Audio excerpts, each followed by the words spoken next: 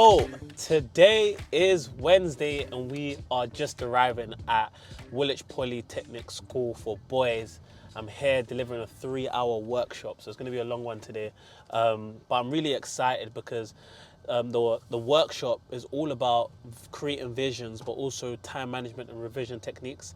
So I was told that the students that I'm dealing with today, see, this is the school, gonna find parking, but the students that I'm dealing with today, they find it really tough and difficult to focus, and I can imagine in terms of all the distractions that we have in the world today. So I really hope I can come in, impact them, but leave them with practical tools that they can use to turn the next year around. They're in year 10, about to go into year 11. So really excited. I'll catch up and tell you guys how it went afterwards.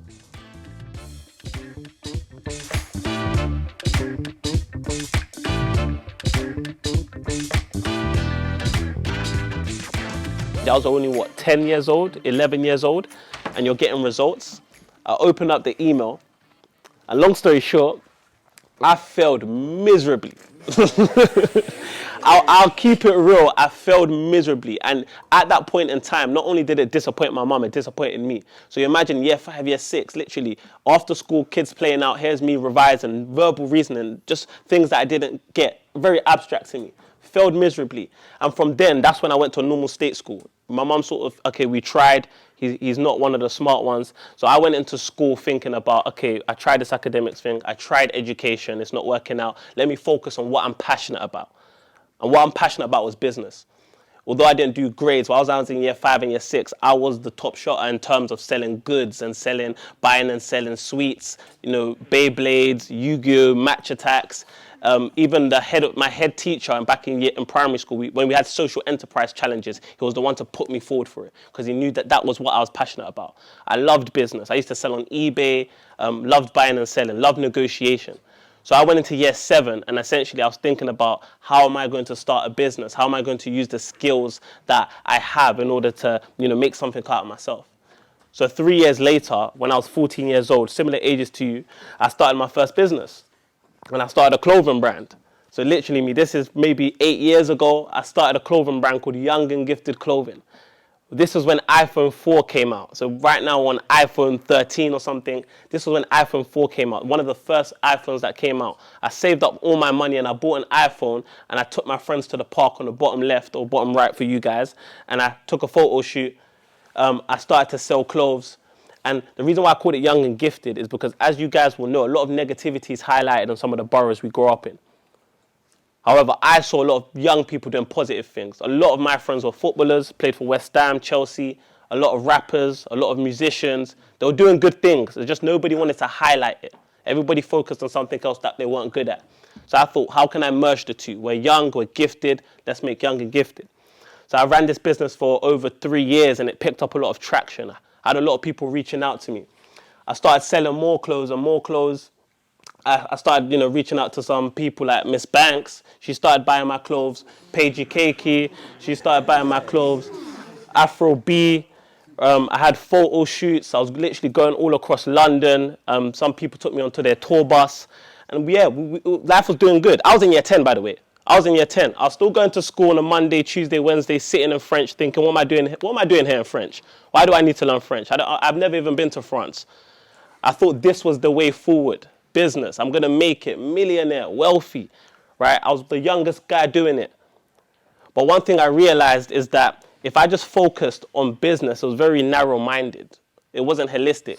So I'm in my house. Yes, I'm trying to provide for my family. Yes, I'm doing well in business, essentially. But in school, I just lacked effort. I've done a range of different things. And this is what I want for you guys today. I don't want to leave you guys with, just your grades. I'm asking you holistically, what do you want to do, but showing you why your grades are very important, or your commitment and your attitude towards studying is very important in order to get there. And yeah, Neil's doing amazing. Like literally, anytime I have something now, I just pick up the phone and I call him because he's skilled at his work and he's dedicated. And like he said, he invested time. And essentially what your GCSEs are as well, or what your time is in school, it's an investment. You don't reap the reward straight away. You have to wait. So you won't, until 3 years later, until you've left the school, you'll think back on, wow, that time I invested, that really paid off now. This is the theory. Lots of studying has gone into this. It's true. Just believe it. Shallow work is easy to perform tasks, often done while distracted. These tasks tend to not create much new value in the world and are easy to replicate.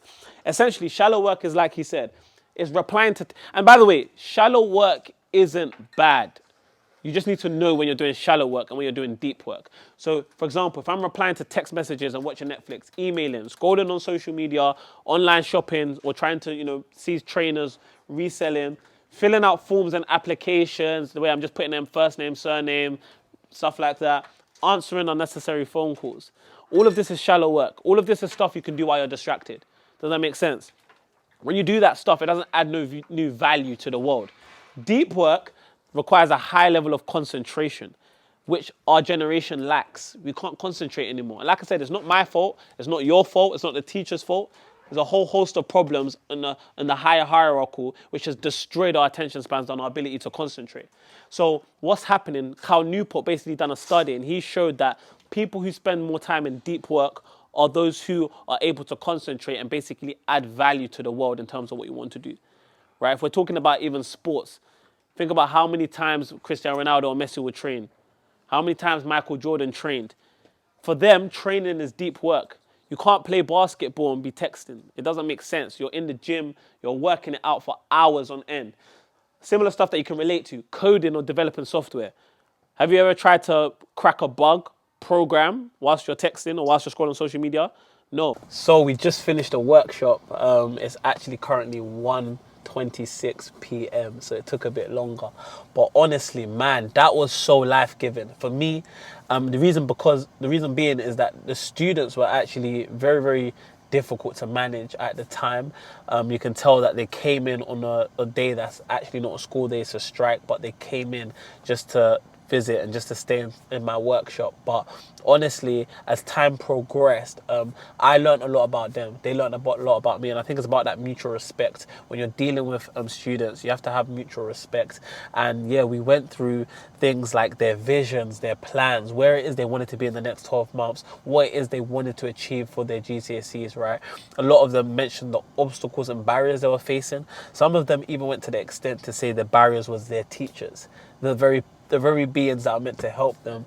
And we digressed and we sort of dissected what that meant and how we can work with our teachers and build relationship with our staff in order to progress. Because I said at the end of the day, we all want the same thing. Teachers want you to do well, you want to do well, so we have to work on that conflict management. But it was amazing, fantastic, phenomenal. I'm excited, I'm energetic, and I really hope and I really believe actually that they will have lots of testimonies in 12 months times in terms of what they can put their mind to and achieve, and how they can manage their time and also achieve some things outside of careers. Because I told them GCSEs is not the defining moment, it's not what makes them, it's the person they become as they study, as they work their hardest and they give it their all. So yeah, we're about to head home, probably stop at Mackie D's, McDonald's. It's been a good one.